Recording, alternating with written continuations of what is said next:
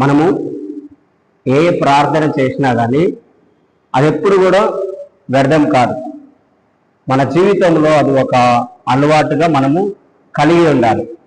ప్రార్థన, దేవునితోటి సహవాసం చేయడము, అదేవిధంగా దేవుని యొక్క వాక్యమును ధ్యానించడము, చదవడము, అది మనకు ఒక అలవాటుగా ఉండాలి.